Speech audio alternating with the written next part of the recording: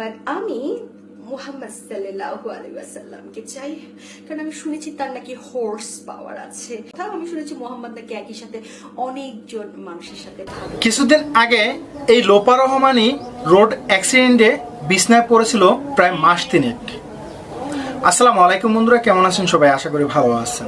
বন্ধুরা, সকল নাস্তিকের একটাই মাত্র উদ্দেশ্য, সেটা হচ্ছে ইসলাম। এই ইসলামের উপরে এদের এতটাই ক্ষোভ, যার কারণে কিন্তু আমাদের মাওলানা বা হুজুরদের নিয়ে বিভিন্ন ধরনের কটূক্তি করে থাকে। মহান আল্লাহ তাআলাকে নিয়েও কটূক্তি করতে দ্বিধাবোধ করে না। আমাদের প্রিয় নবী হযরত মুহাম্মদ সাল্লাল্লাহু আলাইহি সাল্লাম তাকে নিয়েও কথা বলতে দ্বিধাবোধ করে না। আপনাদের কাছে কখনো আমি কোনো কিছু অনুরোধ করে নেই, আজকে আপনাদেরকে একটা অনুরোধ করতে চাই। সেটা হচ্ছে এই শালার শালিকে আমি একটু কটু কথা বলতে চাই, তাকে আমি আমার ইচ্ছা মতন গালিগালাজ করতে চাই। দয়া করে যদি আপনারা আজকের এই ভিডিওতে বলতে পারেন যে হ্যাঁ ভাই, আপনাকে অনুমতি দিলাম গালিগালাজ করার জন্য, তাহলে অবশ্যই কষ্ট করে একটু লিখবেন। আমি এর পরের ভিডিওতে এমনভাবে একে গালিগালাজ করব যা শুনে এর পেটে যদি কোনো বাচ্চা থাকে। বন্ধুরা, এই লোপা রহমান এতটাই নাস্তিক, এত বড় নাস্তিক, এর চাইতে আমি মনে করি যে পৃথিবীতে অন্যান্য যে ধর্মের লোকেরা আছে, ইহুদি খ্রিস্টান বা হিন্দুরা, তারাও কিন্তু এতটা কটু কথা আমাদের ধর্ম নিয়ে বলতে পারে না। আর এই লোপা রহমান তিনি আমাদের ধর্ম এবং আমাদের প্রিয় নবী হযরত মুহাম্মদ সাল্লাল্লাহু আলাইহি সাল্লাম, আমাদের মহান আল্লাহ তাআলা সৃষ্টিকর্তাকে নিয়ে যেভাবে কটু কথা বলে, সেই কটু কথাগুলো শুনলে আপনারই মাথা গরম হয়ে যাবে। বন্ধুরা, বেশি কথা বাড়াবো না, এই শালার শালি, মাফ করবেন, এই পতিতা মহিলা কি বলতেছে আমরা একটু সরাসরি দেখে আসি। ওয়ালাইকুম আসসালাম ওয়া রাহমাতুল্লাহি ওয়া বারাকাতুহু। হুজুরকে প্রশ্ন করা যায়? হুজুরই তো প্রশ্ন করবেন, আর প্রশ্ন কারে করবেন? এটা কি আহম্মকের মতো কথা কইলেন? আপনি কি শেখ হাসিনারে প্রশ্ন করবেন? শেখ হাসিনারে যদি প্রশ্নও করেন, হেরা কি সত্যি হাসা কথা কইব আপনারে? হেরা তো পলিটিক্স করে, যখন যেটা কামে দিব তখনই এটা কইব, সত্যের দ্বারে কাছে যাইব না।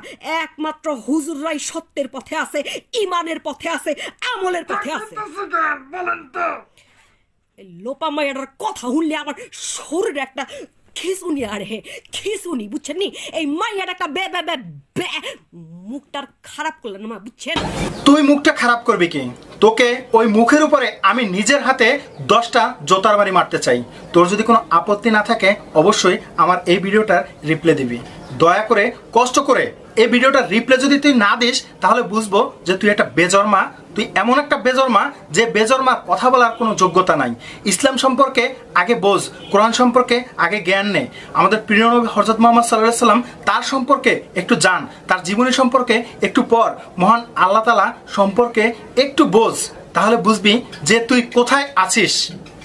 এই মাইয়াটা নিজের ইমানও হারাইছে, আমলও হারাইছে। এখন সব হুজুর গো পিছনে না সামনে পড়ছে। হুজুর গো পিছনে পড়ে আর কি করব? হুজুর গো পিছনে কিছু নাই, যা আছে সব সামনেই আছে। দূর, ওই দুনিয়াতেই তো আমার এইসব মেয়ে মানুষ পছন্দ হয় না, এইখানে মেয়ে মানুষ প্রশ্নই আসে না। বাট আমি মুহাম্মদ সাল্লাল্লাহু আলাইহি ওয়াসাল্লামকে চাই, কারণ আমি শুনেছি তার নাকি হর্স পাওয়ার আছে। তো সেই হর্স পাওয়ার দিয়ে সে আমাকে খুশি করে দেবে। কিন্তু হ্যাঁ, আমি দোয়া করি আল্লাহ তোকে যেন সহজ মৃত্যু না দেয়। আল্লাহ তোকে যেন বিছনায় নিম্নতম 20 বছর, 20 থেকে 30 বছর তোকে জানি বিছনায় অবস্থায় রাখে, যাতে তোর গু মুত একসাথে তুই যেন মাখাই খাইয়া খাইতে পারস। একটা কথা, আমি শুনেছি মোহাম্মদ নাকি একই সাথে অনেকজন মানুষের সাথে ভালোবাসাবাসি খেলতেন। আমি কিন্তু কারোর সাথে তাকে শেয়ার করতে পারবো না, আমি মোহাম্মদকে একাই চাই। রাইট? মুহাম্মদ সাল্লাল্লাহু আলাইহি সাল্লামের কাছে যাওয়ার আগেই মুহাম্মদ দূর থেকে চিৎকার করে বলবে, আল্লাহ খবরদার, ওইসব কথা তুমি আমাকে বইলই না। আমি দুনিয়াতে থাকতেই তুমি আমাকে বিভিন্ন সাইজের, বিভিন্ন বয়সের মেয়ে মানুষ দিয়ে তুমি আমার মনোরঞ্জনের ব্যবস্থা করছো। তো আমি যেন বেহেশত পর্যন্ত আসছি, যে 72 হুরের কথা তো তুমি আমাকে বলছো সাধারণ মানুষের জন্য। আমি তো ভাবছিলাম তুমি আমাকে আরো এক্সট্রা কিছু দিবা, আর তুমি এখন এইসব ব্যাটা ছেলে, জঘন্য জঘন্য জঘন্য। তখন আল্লাহ পাক তো বিশেষ। তুই যদি মনে করিস যে তোর চেহারা দেখে মানুষ টাসকি খায়, আসলে না, তোর চেহারায় আমাদের মুসলমান ভাইরা কখনো প্রস্তাবও করবে না। বন্ধুরা, লোপা রহমানকে নিয়ে তীব্র প্রতিবাদ করুন, এই ভিডিওটি শেয়ার করুন।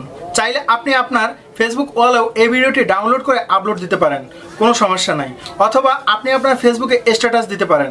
চাইলে আপনি একটা ভিডিও বানাইয়া এই লোপা রহমানের বিরুদ্ধে কথা বলতে পারেন। অবশ্যই আপনাকে এই লোপা রহমানের বিরুদ্ধে কথা বলতে হবে, এটা হচ্ছে আপনার ইমানের একটা অঙ্গ।